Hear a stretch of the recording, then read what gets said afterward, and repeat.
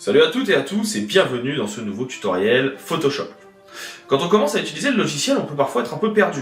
Il y a des dizaines et des dizaines de panneaux, il y a des outils partout et on ne sait pas où aller.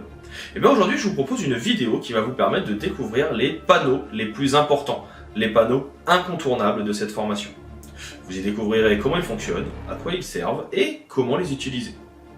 Si jamais vous avez des questions, je serai disponible dans la section commentaires, donc n'hésitez pas, ça sera avec plaisir que je viendrai vous aider. Et si vous voulez aller plus loin sur le logiciel, je vous rappelle que OK Formation est disponible en ligne. C'est ma plateforme de tutoriel et de formation qui vous propose des centaines et des centaines d'heures sur différents logiciels. J'espère que cette vidéo vous plaira, je vous en souhaite un bon visionnage et je vous dis à tout de suite. Nous avons vu un petit peu plus tôt comment intégrer des textes à l'aide des outils dédiés. Il faut savoir qu'il y a également des menus dédiés à nos textes. Comme je le disais tout à l'heure, le premier à voir ici, il se trouve dans Fenêtre et Caractères. Le menu qui s'ouvre alors ici ne sera pas forcément aussi complet chez vous. Pour qu'il le soit, n'oubliez pas d'aller cliquer ici sur les trois petits points, les trois petites lignes et vérifier que vous avez bien ici activé tous les éléments. Pour cette fois, on voit qu'on est plutôt bon. On va avoir d'ailleurs dans ce menu, tant qu'on y est, la possibilité de retrouver ce qu'il y a également dans le panneau en lui-même. La modification de l'orientation du texte, que vous connaissez maintenant. La possibilité de définir l'alignement romain quand on est en vertical. La possibilité d'ajouter le texte en gras, donc ça permet de l'épaissir ou non. Cette option, vous la retrouvez ici aussi. Vous allez retrouver un ensemble d'options qui va être du faux gras, infos italiques, tout mettre en majuscule, donc en capital, tout mettre en petite capitale. Ici, vous allez ensuite avoir ajouter en exposant ou en indice, souligner et barrer. Et ces options, vous les avez donc également ici. Vous allez ensuite avoir la possibilité de régler, encore une fois, le choix de votre police. Il en existe plusieurs. On verra dans une des vidéos suivantes comment modifier et définir votre police et quelles sont les différentes possibilités qui s'offrent à vous. Vous avez ensuite la graisse et la taille. Donc ça, vous connaissez bien maintenant. L'option suivante va permettre de gérer ce que l'on appelle l'interlignage. Ça permet tout simplement, si vous avez ici mis plusieurs textes, là, voyez, je remets l'orem par exemple, de définir la distance qu'il y aura entre chaque ligne. Donc là, on sélectionne nos deux lignes. Et si je me mets en auto, on a quelque chose d'assez épais. Et si on vient augmenter, on va pouvoir venir élargir cet espace ou au contraire le réduire. On a ici ce qu'on appelle aussi le métrique. Le métrique, ça va tout simplement être, quand vous êtes sur 0, la possibilité de venir rapprocher, suivant certaines possibilités de typo, les lettres. Bien sûr, il est également possible de venir utiliser d'autres fonctions de rapprochement de lettres. Par exemple, vous avez ici celle-ci, qui est l'interlettrage, qui va permettre d'écarter vos lettres, ou au contraire de venir les rapprocher et les coller entre elles. Vous pouvez venir les modifier. Vous avez ensuite ici la possibilité de modifier leur taille en hauteur et en largeur. Donc là, ça permet de venir agrandir les lettres. Il ne faut pas trop l'utiliser. Cette option, elle peut vite devenir un petit peu, comment dirons-nous, dangereuse pour la lettre, dans le sens où ça va vraiment énormément la déformer et ce n'est pas très beau. Et vous avez bien sûr la même option pour la largeur ici. En dessous, vous avez la couleur que vous connaissez maintenant. Et ici, la possibilité de définir comment doivent être placés vos éléments en exposant. Par exemple, ici, si je mets un 1 et que je décide qu'ils sont en exposant, eh bien, je vais pouvoir venir, avec cet élément, définir comment il doit se placer par rapport au reste du texte. Est-ce qu'il doit être plus ou moins haut ou pas. En dessous, vous avez ce que l'on appelle les ligatures. Les ligatures, ce sont certaines lettres qui sont collées les unes aux autres. C'est un reliquat de la typographie, de la presse, de la presse typographique et des caractères en plomb. Pour que ça revienne moins cher, on faisait faire certaines lettres à deux sur le même plomb, le FI par exemple, le E dans l'eau et ce genre de choses, pour que ça coûte moins cher. Et donc il est possible ici, quand vous avez ce type de caractère, de venir travailler donc cette ligature. Pour le cas présent, nous n'en avons pas, donc ce n'est pas très utile, mais sachez que si un jour vous rencontrez ce besoin, les ligatures sont ici. En dessous, on va pouvoir définir le texte, donc nous on est sur du français, mais si vous travaillez par exemple sur de l'hébreu, ça peut être intéressant de le notifier, parce qu'on ne va pas écrire de la même façon en hébreu qu'on va écrire en français. Donc si vous avez ici une typographie hébreuse, c'est mieux de le notifier. Ça vous permettra d'avoir des spécificités Et on va encore une fois avoir ici la possibilité de définir la netteté ou la précision de nos lettres. Avec ça, on a l'essentiel des paramètres. La seule chose qui va changer ici, c'est la possibilité de modifier la chasse fonctionnelle ou non. Donc ça, c'est ce qu'on avait tout à l'heure. Et ici, en le remettant, on peut également configurer le système. C'est-à-dire que on revient avec les paramètres de base, ou plutôt on va définir que ce seront les caractères de base. On peut réinitialiser pour remettre à 0 à tout moment. Et bien sûr, fermer l'onglet si besoin. Et avec ça, vous avez les options de paramétrage et de caractères. Ces options, comme je le disais tout à l'heure, on les retrouve également dans le menu propriété, que j'ai laissé ouvert ici. Et si tout n'apparaît pas, eh bien, vous pouvez venir cliquer sur les 3 petits points. Ça va faire apparaître ce qui manque. Sachant que les options dites de texte, les faux gras, etc., ils sont là. À savoir également, si votre menu caractère n'est pas ouvert, vous avez la possibilité normalement de venir l'ouvrir. Pour cela, il vous faut cliquer sur le petit bouton qui est ici. Vous cliquez et automatiquement le panneau dédié s'ouvrira. Donc voilà pour tout ce qui touche au caractère. On va maintenant passer à l'autre type de texte, le paragraphe. Maintenant que nous connaissons les différents types de calques, passons à la présentation du menu et du panneau. Vous allez voir que les deux sont assez communs. Il y a des choses qui vont être assez répétitifs et sur l'un et sur l'autre. On va commencer ici dans le menu. Alors je vais fermer ici d'abord propriété et on va avoir donc plusieurs possibilités. D'abord ici dans nouveau, vous allez avoir la possibilité de créer donc des calques que nous avons déjà vu. C'est le même principe que de cliquer sur le petit plus. Créer des calques d'arrière-plan. Donc ça permet, si vous avez enlevé le petit cadenas ici, en cliquant dessus, de venir et bien, tout simplement remettre le calque en arrière-plan. Ça peut être utile si vous avez fait une fausse manipulation. Vous avez ensuite la possibilité de venir créer des groupes. J'ai déjà montré un petit peu plus tôt, je crois. En tout cas, les groupes, c'est quand vous avez plusieurs calques. Donc là, par exemple, je vais en créer plusieurs. C'est la possibilité de les sélectionner. Donc pour sélectionner, le raccourci, la touche CTRL ou commande sur Mac, je sélectionne tout et je fais CTRL-G. Ça permet de tout mettre dans un même groupe pour pouvoir les classer. Le classement, c'est important, on reverra ça un petit peu plus tard. Et donc ici, vous avez la possibilité de venir donc faire un groupe qui sera tout seul au-dessus. Vous choisissez son nom, vous choisissez sa couleur, excusez-moi, petite toux, donc sa couleur, et vous choisissez son mode de fusion et son opacité. On reverra ça après, l'opacité, ça va être s'il est plus ou moins transparent. Et donc là, soit vous le créez au-dessus, soit, quand vous êtes ici, donc là, je vais avoir mes différents calques, vous pouvez venir créer d'après les calques, et ils vont être directement dedans. Et je peux lui mettre une couleur rouge, ça permettra qu'on le retrouve beaucoup plus facilement. On va avoir la possibilité d'ouvrir donc notre menu ici.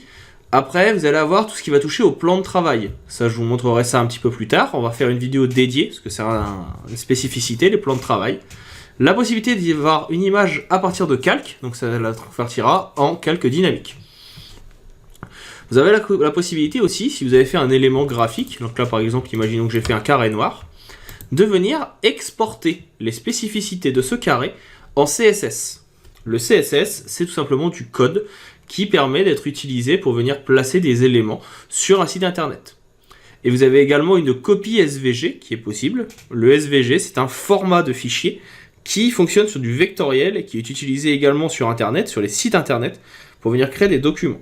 Donc tout est fait à partir de calculs mathématiques. Et ici, vous pouvez exporter donc votre fichier via une copie SVG. Vous avez ensuite la possibilité de dupliquer, donc de copier le calque, même raccourci qu'on a déjà vu qui est CTRL-J, ou de venir le supprimer. Ici, vous pouvez supprimer le calque sélectionné, ou, si le calque est masqué, avec le petit œil à cet endroit, la possibilité de venir supprimer le calque masqué, tout simplement. Autre façon de supprimer en parallèle, c'est tout simplement de venir cliquer sur la petite corbeille qui est ici, et qui fonctionne aussi.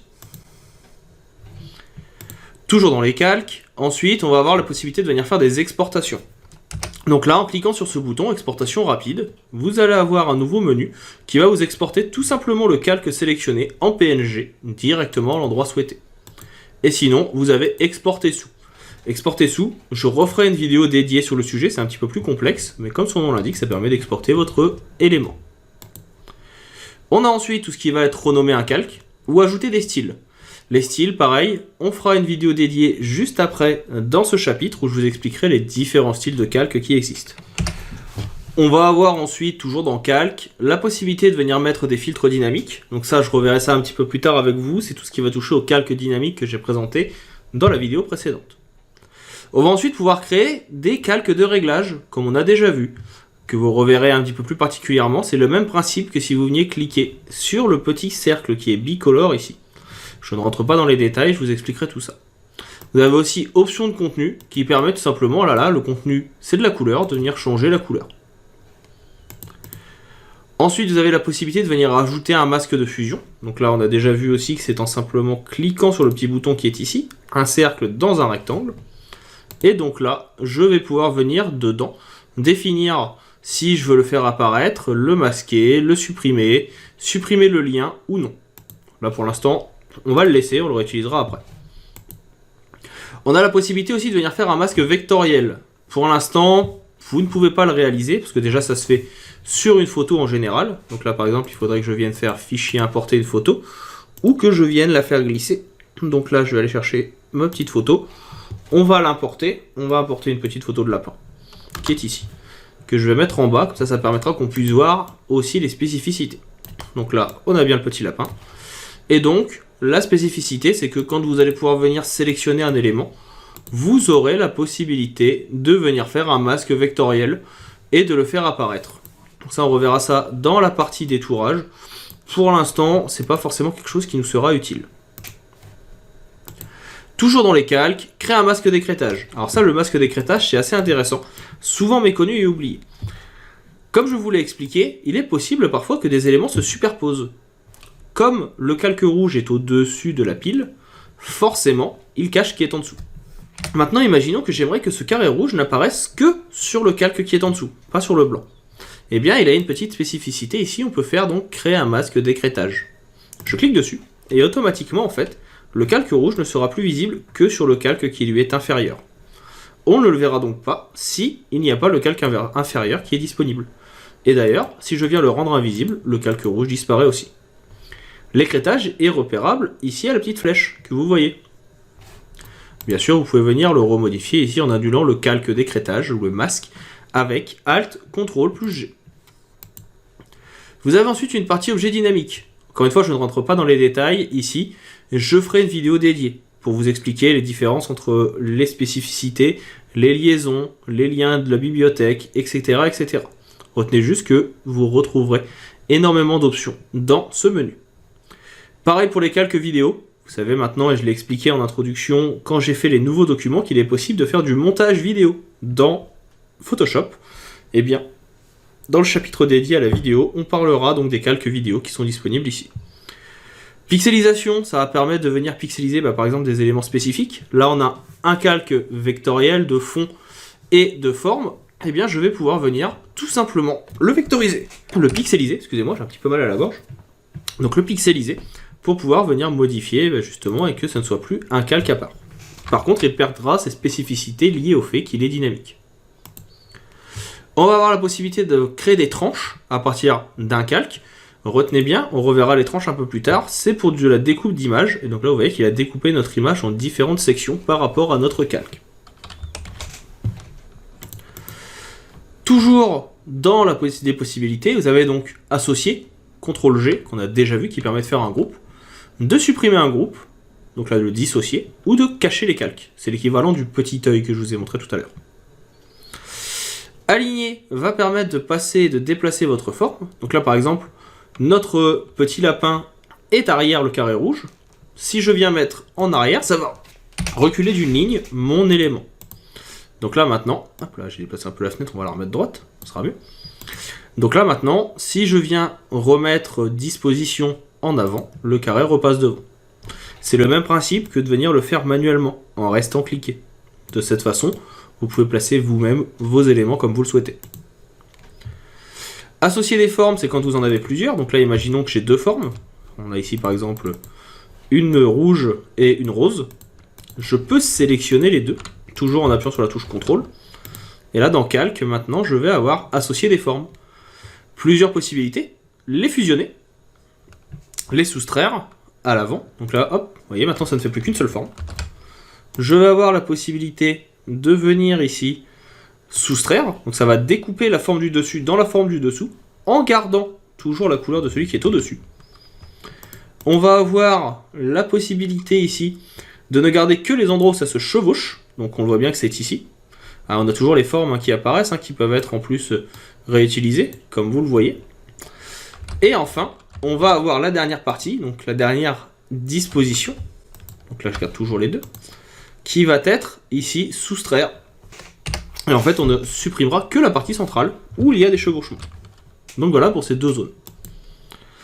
Ensuite, on a des outils d'alignement. Ça, on reverra ça un petit peu plus tard. Je vous réexpliquerai, il y aura une vidéo dédiée. On les trouve à cet endroit ou ici. Ça va permettre de placer exactement où on veut nos éléments. Pareil, la répartition ira avec les alignements. Je vous expliquerai ça dans une vidéo dédiée dans la section web. Verrouiller va permettre de venir mettre un cadenas pour que vous ne puissiez plus déplacer vos éléments. Il existe plusieurs types de verrous. Ici, on va juste venir, voilà, cliquez et vous pourrez choisir celui que vous voulez. Là, vous bloquerez la transparence, donc tout ce qui est pixel transparent ne pourra plus être modifié.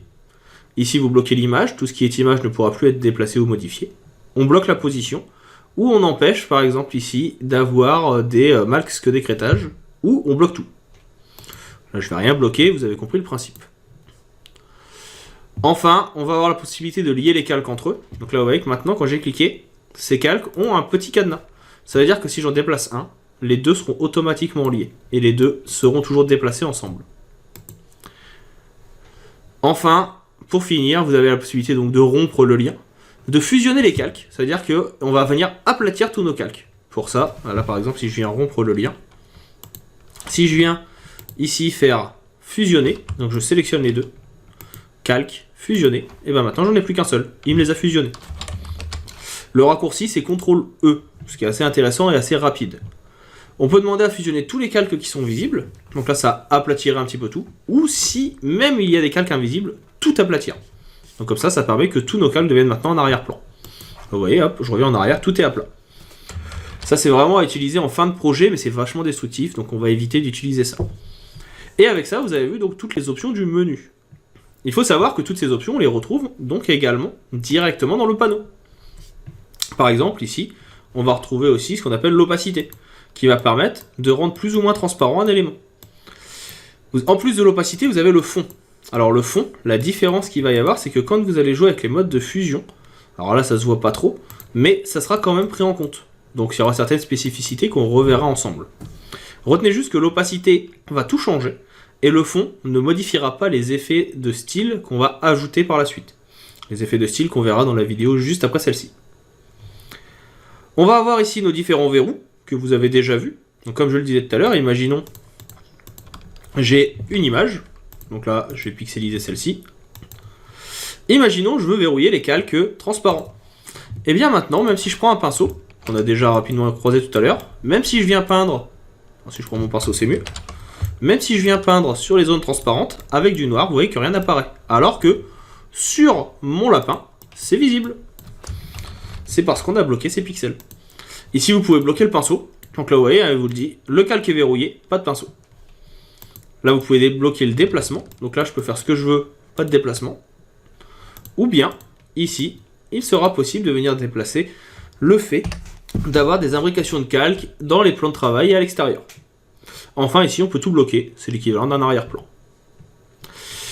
Quand vous venez ici, vous pouvez faire un clic droit sur un des calques et vous pouvez venir lui donner une couleur. Ça vous permet de le retrouver plus facilement.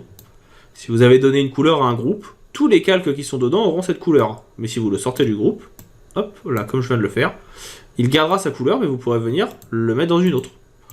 Bien sûr, c'est à vous de définir comment vous souhaitez que ce soit visible. Donc là, par exemple, si je mets rouge, je peux revenir dessus. À cet endroit, vous avez également la possibilité d'afficher ou non les calques. Donc là, il suffit juste de faire un clic droit aussi sur le petit, un clic gauche sur le petit œil, ça fonctionne très bien. À côté, vous pouvez aussi cliquer sur le calque directement, la partie imagée. Et là, vous avez des options. Les options de fusion qu'on va voir. Sélectionner les pixels, donc il va faire une sélection de tout votre plan de travail. La visibilité, donc là par exemple, vous voulez qu'il n'y ait pas de vignette. En fait, ça vous permet de pouvoir voir à quoi ça va ressembler. Moi, je mets des grandes vignettes pour que ça soit plus visible. Les écrêtages, selon les vignettes, et encore une fois, les couleurs.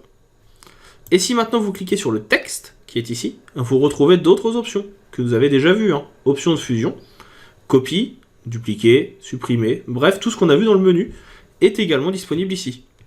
En plus, vous allez pouvoir venir copier les attributs, c'est-à-dire que les spécificités de votre calque, que vous aurez au fur et à mesure, vous pourrez les copier depuis ici. Et vous pouvez même passer sur les outils de 3D, mais on verra ça plus tard. Ici, en cliquant sur le petit cadenas, vous pouvez supprimer le lien entre un masque de fusion et sa forme. Pour l'instant, vu qu'on n'y a pas touché, c'est pas utile, mais pour faire simple, le masque de fusion permettra par la suite de venir effacer certaines parties. Et quand vous déplacez tous les éléments d'un masque de fusion, vous voyez ici, hein, ça efface, on voit bien à travers. Si vous gardez tout coché, si vous déplacez le masque de fusion, vous déplacez la forme avec. Si vous enlevez le cadenas, vous pourrez ne déplacer que le masque ou que la forme. Ce qui permettra d'avoir des spécificités et des transparences beaucoup plus poussées. En termes de spécificité aussi, on a ici, donc comme on l'a déjà vu, donc là je vais juste enlever le masque de fusion. Voilà. Le lien, les options de fusion qu'on reverra après, le masque de fusion que vous connaissez maintenant, les calques de réglage qu'on reverra aussi, les groupes et du nouveau calque. Enfin, dernière petite spécificité, ou avant-dernière, c'est la possibilité de trier vos calques. Là ça se verra plus par exemple sur le projet que je vous avais montré dans la vidéo précédente, mon photomontage d'Halloween. Ici j'ai pas mal de calques. Imaginons que je cherche un calque spécifique. Je peux venir chercher par type. Donc là, il va me faire ressortir, par exemple, en venant cocher ce petit bouton, que les calques images, que les calques de réglage, que les calques de texte. De cette façon, je retrouve plus rapidement ce que j'ai besoin.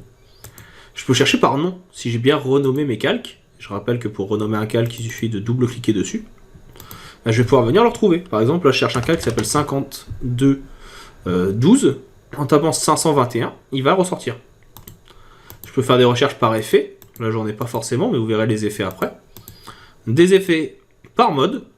Donc, est-ce qu'il est en mode normal? Est-ce qu'il est en mode lumière tamisée, en incrustation, etc. etc.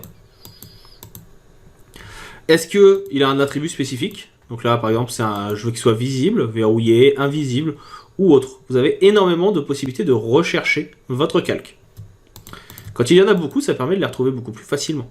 Là, par exemple, je pourrais demander à venir rechercher tous ceux qui ne sont pas visibles, et s'il y en a, les supprimer. Tout simplement parce que s'ils ne sont pas visibles, c'est que j'en ai pas forcément besoin. On peut les choisir par couleur si on en a mis. Moi j'en ai pas mis, donc ici, il va mettre que du sang. Retrouver que les objets dynamiques, avec leurs spécificités. Est-ce qu'ils viennent de la bibliothèque CC, qu'on verra plus tard aussi? Est-ce qu'ils sont liés? Est-ce que les liens sont cassés? Ou est-ce que c'est des objets incorporés? Enfin, on peut chercher par sélection ou par plan de travail. Pour le coup, on n'en a pas. Donc voilà, plutôt intéressant pour retrouver facilement nos différents éléments dans nos calques. Enfin, ici, vous avez un petit menu burger. Un menu burger, c'est 3 petits traits parallèles les uns au-dessus des autres. Et en fait, un menu burger, je vais vous le déplacer, vous verrez mieux, parce que sinon ça sort de la zone de l'écran. Voilà, ça va permettre de retrouver des choses qu'on a déjà vues. Verrouiller les calques, nouveau plan de travail, nouveau groupe, nouveau calque, etc. etc. La seule différence, c'est que vous allez avoir ici une option d'animation, qu'on n'a pas encore vue, et surtout des options de panneaux, qui vous permettent de venir modifier la taille de vos vignettes, qu'est-ce qui doit être visible dans la vignette, et des effets par rapport justement aux effets de style, aux masques par défaut et autres. Donc tout ce qu'il faut pour paramétrer. Et avec ça, on a fait le tour, pour le moment, des menus calques et des panneaux calques. Je me doute que certaines choses doivent être encore un petit peu abstraites pour vous, mais vous inquiétez pas, ça viendra au fur et à mesure. On va maintenant attaquer la suite de notre découverte avec les modes de fusion, les styles de calque et les calques de réglage. Je vais commencer par les styles de calque, par les modes de fusion plutôt, puis après on attaquera les styles de calque sur un carré que je vais garder ici, vous allez voir. Donc je vais supprimer les autres, je vais juste garder le lapin un petit peu plus petit pour que vous puissiez voir ce que ça peut donner sur une photo aussi, et vous allez voir que c'est assez simple d'utilisation. On attaque ça tout de suite dans le reste de ce tutoriel sur Photoshop CC 2021, dans la prochaine vidéo. Un des panneaux essentiels à connaître quand on commence à utiliser Photoshop, c'est le panneau historique. Il faut le trouver en venant dans Fenêtre et en cherchant donc Historique qui est ici. Il existe donc ce panneau pour pouvoir vous permettre de faire des retours en arrière. imaginons, vous avez créé des nouveaux calques, vous avez fait des corrections de lumière, et puis au final, vous avez ensuite fait une correction de la teinte saturation, etc., etc. Mais au final, vous préfériez quand c'était avant. Il existe plusieurs façons pour revenir en arrière. Il y a le CTRL-Z, assez classique, donc qui permet, comme son nom ne l'indique pas, mais comme la fonction est connue, de retourner en arrière. Et tout simplement le passage, comme vous le voyez ici, par le menu historique. À chaque fois que je vais faire un CTRL-Z, mon historique va remonter d'une ligne, tout simplement. Vous pouvez bien sûr vous-même choisir à quel moment vous souhaitez revenir, mais surtout, ça c'est l'utilisation de base de l'historique, il y a une petite fonctionnalité cachée qui s'appelle l'instantané. Cette fonctionnalité est la suivante. Vous avez ici, vous le voyez, un petit appareil photo, et vous avez ici un petit plus. Le petit plus, il va vous permettre de créer un nouveau calque à partir, plutôt un nouveau document, à partir de la dernière action. Donc ça, c'est assez intéressant. Ça permet de repartir directement de zéro sur un nouveau document. Et il y a, à côté, la possibilité, ici en cliquant sur l'appareil photo, de venir créer un nouvel instantané. Et en fait, ça vous permet de passer d'un état de la photo à l'autre. Donc là, par exemple, imaginons, je souhaite avoir une proposition où les couleurs sont bleues. Je fais un petit instantané avec l'appareil photo, et en un clic, je peux passer de l'un à l'autre à chaque fois. Donc ça me permet très simplement d'avoir plusieurs propositions. Ces éléments, ces instantanés, nous resserviront également un petit peu plus tard, quand on va parler retouche photo, donc dans 2 chapitres, tout simplement parce que c'est ce qui va être utile pour prendre en compte les outils de correction de l'historique, liés à l'historique. Là vous voyez, vous avez pinceau d'historique, on les reverra à ce moment-là dans les outils de correction, et vous verrez que ça va jouer avec ces fameux instantanés. Et surtout, et bien tout simplement, comme je vous le montrais il y a quelques instants, ça va permettre de faire plusieurs propositions qui sont sauvegardées. Bien sûr, comme tout menu, ou comme tout panneau, vous avez ici 3 petits traits parallèles où vous allez retrouver également différentes possibilités. Les instantanés, donc possibilité d'en faire un nouveau, d'effacer ou d'effacer l'historique, d'avancer ou de reculer dans votre historique, et d'avoir des options. Ces options ici, donc vous voyez, créer automatiquement un premier historique et un instantané automatiquement, créer automatiquement un instantané lorsqu'on enregistre, ça peut être intéressant, ça permet, d'ailleurs je devrais le gaucher, d'avoir toujours une copie au moment où on vient sauvegarder. Accepter un historique non linéaire, donc ça permettra que ça ne soit pas que des lignes qui viennent après, mais il y aura aussi des petites divergences en termes de quand est-ce que ça a été fait ou non. Afficher les boîtes de dialogue quand il y a un nouvel instantané, pas forcément besoin ici, et rendre les modifications visibles même sur les calques qui ne sont pas permanents. Donc ça peut être assez utile, vous voyez, ça va assez vite à prendre en main. Donc le raccourci, je le rappelle, à retenir essentiellement, CTRL-Z, et puis sinon, utilisez ce panneau que vous retrouvez dans le panneau fenêtre, ou dans le menu fenêtre. On attaque maintenant la prochaine vidéo de ce chapitre sur les calques, avec un petit exercice sur les mock-ups. On voit ça tout de suite dans la prochaine vidéo. Nous avons déjà vu à plusieurs moments de la formation complète qu'il y a des possibilités de mettre en place des motifs. Nous allons voir dans les 4 prochaines vidéos comment ça fonctionne et surtout comment utiliser et créer nos propres motifs. Il faut savoir qu'avant toute chose, il y a un menu qui est dédié à cela. Il se trouve dans Fenêtre et vous avez ici donc Motifs. Il va fonctionner un petit peu comme les menus nuanciers ou formes que l'on a vu précédemment, et va ainsi contenir les différents motifs qui étaient déjà présents avant dans le logiciel, des motifs que vous avez déjà vus, que je vous ai présentés un petit peu plus tôt, avec des arbres et autres, et les motifs que vous allez pouvoir créer vous-même. Par exemple, vous allez pouvoir voir comment créer ce type de motif, que vous allez pouvoir venir ajouter dans la composition. Alors là, on ne le voit pas en entier, je vais venir agrandir avec l'outil recadrage, pour que vous puissiez avoir une plus grande vision de à quoi va ressembler le motif, mais ça peut être un type de motif qu'on peut créer. Ça peut être aussi des motifs juste très simples d'un seul objet qu'on va vouloir réutiliser et pouvoir réimporter. Nous allons voir bien sûr dans la suite comment réaliser cela. Je vais vous présenter comment créer un motif que vous viendrez ajouter, puis je vous montrerai comment venir créer très rapidement votre propre motif. Là par exemple vous voyez c'est un motif que j'utilise de temps en temps, que j'avais fait sur un tutoriel précédent. On va voir comment créer soit ce type de motif, soit quelque chose d'un petit peu plus léger qui va fonctionner un petit peu sur la même thématique. On va voir comment on va venir en créer un à partir tout simplement d'une photo. On attaque ça tout de suite avec le dessin d'un motif. J'en profiterai également pour vous montrer l'aperçu de motif qui va aller de pair avec ce menu. Retenez juste, comme j'ai déjà dit, donc pour le faire apparaître, fenêtre, et vous allez chercher motif. On attaque ça tout de suite dans la prochaine vidéo. En plus des options que nous avons vues jusqu'à maintenant, le logiciel, donc Photoshop, contient également un outil remplacement de la couleur. Pour ce faire, je vais ici venir dupliquer mon calque avec un CTRL-J. Vous connaissez maintenant la petite astuce de duplication. Et on va venir dans Images, Réglages. Et ici, vous allez avoir correspondance de la couleur, que l'on verra après, et surtout ici, remplacement de couleur. En cliquant dessus, un nouveau menu va s'ouvrir. Dans ce menu, vous allez pouvoir choisir une couleur. Par exemple ici, le rouge ou le vert. Bref, la couleur que vous voulez. Cette couleur, vous pouvez venir définir sa tolérance pour savoir si vous allez en sélectionner beaucoup ou non. Parce que là, comme vous voyez, comme il y a tout simplement une réverbération du rouge sur la feuille, il y en a qui sont sélectionnés aussi. Vous pouvez le voir ici en mode image ou en mode normal, en mode sélection. Et vous avez ici ensuite teinte, saturation, luminosité, que vous connaissez normalement assez bien.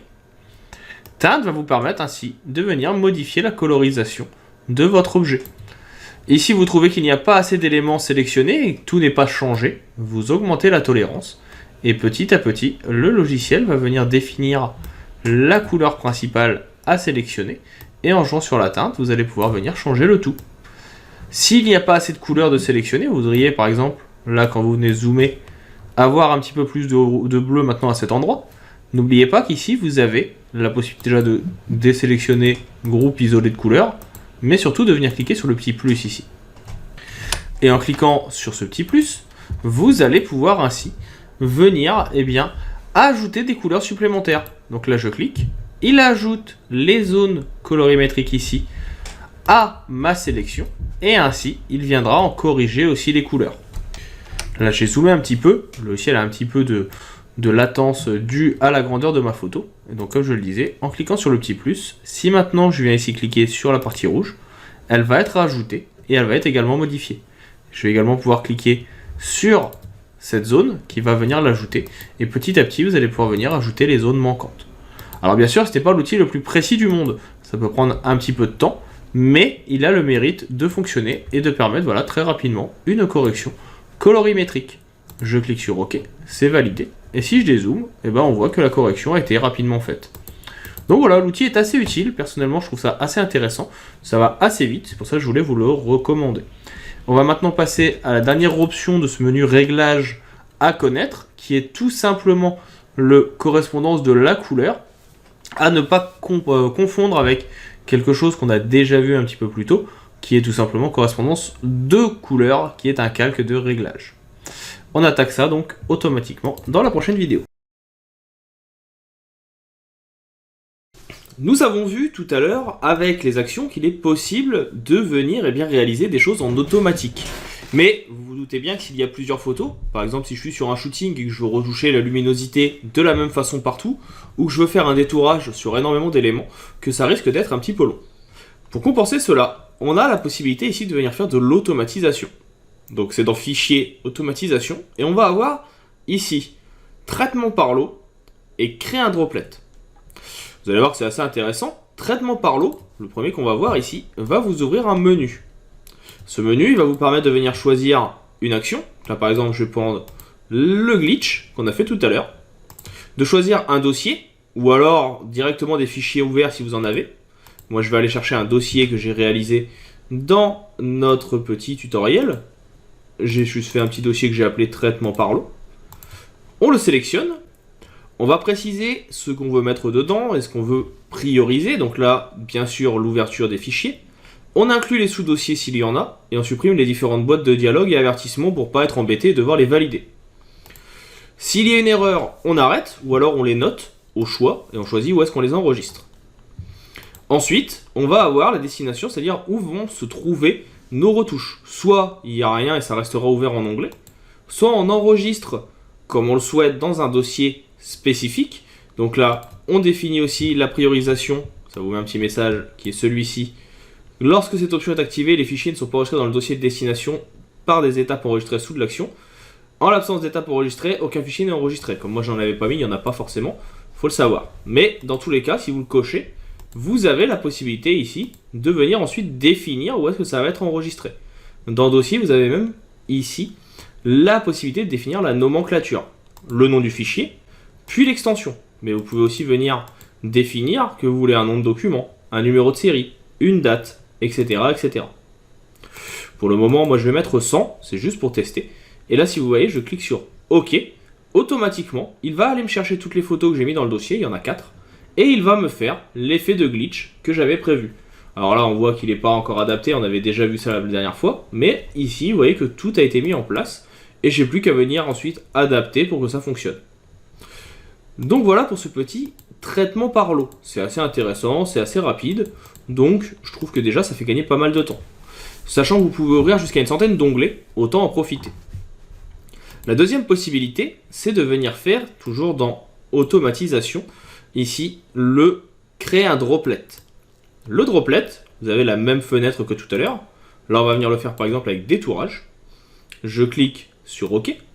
Donc là, je vais juste demander de lui mettre dans le bon fichier. Donc on va le mettre dans tuto, Photoshop CC 2021, image, et je vais le mettre dans traitement par lot. On clique sur OK, une fois que c'est validé. Et en fait, dans mon dossier maintenant, il est venu me créer un petit fichier .exe, qui a pris le nom que je lui ai indiqué. On va venir sélectionner ici nos photos, et on va juste les faire glisser sur test.exe. Et automatiquement, alors là on me dit attention, il y a des problèmes de mémoire, donc ça peut arriver. Et donc là, j'ai bien lancé mon droplet, donc petite erreur de ma part, on fait bien glisser sur test. Ça peut avoir quelques petits bugs de temps en temps. Là, j'attends que le message se soit affiché.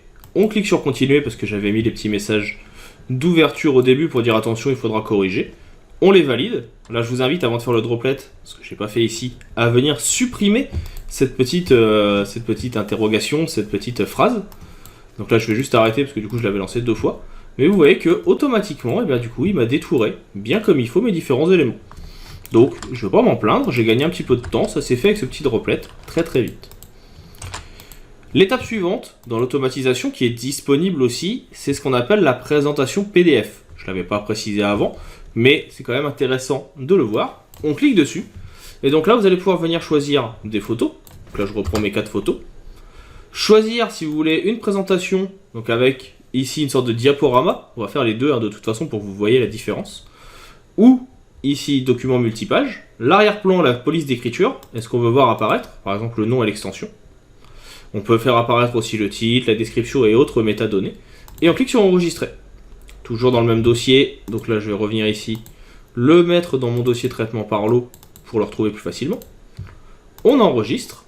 On se retrouve ici avec la fenêtre d'enregistrement de PDF. Très intéressant à connaître. Vous pouvez ici définir la qualité de votre PDF, les normes suivant ce que vous demandera l'imprimeur, la compression en 300 dpi ou ppi suivant ce que vous utilisez comme nomenclature, et ici pour qui est précisé pour les images, donc supérieur à 450. Donc toute image qui aura plus de 450 dpi sera automatiquement passée en 300. Sortie, c'est pour les couleurs, vous définissez ici le profil colorimétrique, et protection si vous souhaitez ou non un mot de passe. On enregistre, et automatiquement, donc là vous voyez qu'il va me traiter mes images, il les ouvre une par une, je pense que c'est plutôt pour faire des copier-coller, et à la fin, une fois qu'il a terminé, hop, il vous a fait un joli PDF, qui est ici, et qui va donc contenir, à chaque fois, une image avec un projet. Donc ça peut être assez intéressant aussi si vous devez faire une présentation rapidement. Comme je le disais il y a quelques instants, en plus de cette présentation, vous avez la possibilité de le faire vraiment dans un mode qui s'appelle présentation. On va le tester, hein.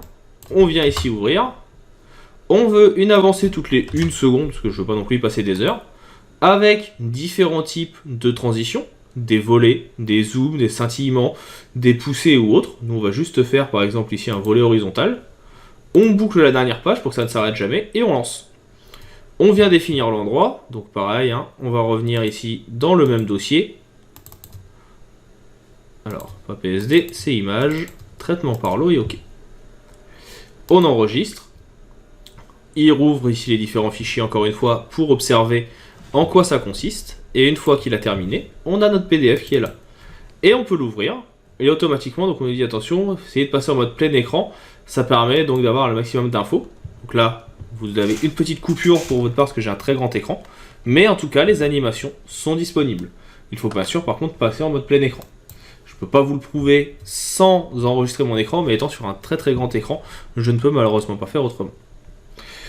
Je vous laisserai de toute façon le fichier ici que je vais vous mettre dans PSD, comme ça vous pouvez vérifier par vous-même, vous verrez qu'il y a bien donc cette animation qui apparaît. Enfin, toujours dans automatisation, on va avoir la possibilité de faire une planche contact. La planche contact, c'est quelque chose qui est très très utile quand on veut faire une présentation de plusieurs éléments. On va pouvoir venir ici soit définir un dossier ou des fichiers. Par exemple, moi je vais venir définir tout simplement toujours mes 4 images ici. Je clique sur OK. Je vais également aller en chercher un autre dans un autre dossier. Donc là, je vais prendre par exemple celle-ci. On va enlever la petite vidéo, c'est toujours mieux. On les ajoute. On choisit de les trier par nom. Dans le document, vous définissez la taille de votre document. Donc là, on est sur du cm 20 sur 25. Donc ça fait un peu en dessous de 21,29,7. Ça permet de laisser une marge. Résolution de 300 et avec un profil colorimétrique RGB. On choisit le nombre de vignettes par colonne et par rangée. Donc 5 et 6. Et la police. Vous pouvez bien sûr venir précharger des paramètres que vous auriez enregistrés. Enregistrer ce qu'on est en train de faire actuellement. Ou bien réinitialiser. Et une fois que c'est fait, on clique sur OK. Et automatiquement, le logiciel va aller me chercher les différentes photos que je lui ai demandées. Et il va venir en réaliser une planche contact.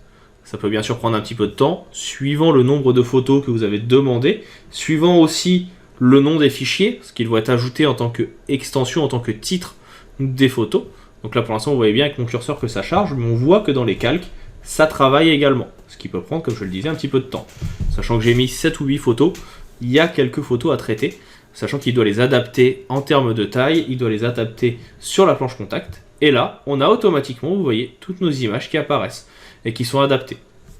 J'aurais pu, c'est vrai que j'y ai pas pensé, prévoir une marge un petit peu plus importante, mais après, de toute façon, rien ne m'empêche de venir faire CTRL-ALT-C, juste de venir rajouter peut-être 100 de chaque côté, ou ici je vais mettre en largeur 2600 sur 3100. Hop là. On clique sur OK, et comme ça j'augmente mes marges, et j'ai plus qu'à rajouter un fond blanc, et on est plutôt pas mal. Donc voilà pour cette autre possibilité, encore une fois d'automatisation. Il y a la possibilité, encore une fois, de voir correction de l'objectif pour venir faire des corrections automatiques par rapport au filtre qu'on a déjà vu. Je ne suis pas assez spécialiste pour en parler ici, donc je vais m'abstenir. Pareil pour tout ce qui va être la fusion HDR Pro. Pour ça, il va y avoir des photos qui permettent la création de documents HDR. Je n'ai malheureusement pas ces 3 photos. Il faut une photo surexposée, une sous-exposée et une bien exposée. Je n'ai malheureusement pas ça sous la main. Et pareil pour le photo merge, je peux ouvrir le menu, mais j'ai malheureusement pas de photo pour venir le travailler. Ça permet de venir réaliser des panoramas à partir de plusieurs photos. Vous devez prendre plusieurs photos autour de vous, et une fois que vous voulez les fusionner ensemble, Photoshop propose avec photo merge de le faire automatiquement. Si quelqu'un a des photos de panorama ou plusieurs photos à me proposer pour ça, je me ferai un plaisir de venir rajouter une vidéo à ce tutoriel. Dans tous les cas, on a fini avec tout ce qui est option d'automatisation. On va maintenant pouvoir passer à la suite, et donc à la partie suivante qui sera sur les luttes. Les luttes, c'est quelque chose qui est intéressant de connaître, qui va reprendre quelques options qu'on a déjà vues. Ça va être pour venir créer en fait un document qu'on va placer dans correspondance de couleurs, le calque de réglage. On voit ça tout de suite dans la prochaine vidéo. Et puis, comme d'habitude, si vous avez des questions, vous envoyez un petit message et je viens ajouter des vidéos, vous en proposer de nouvelles.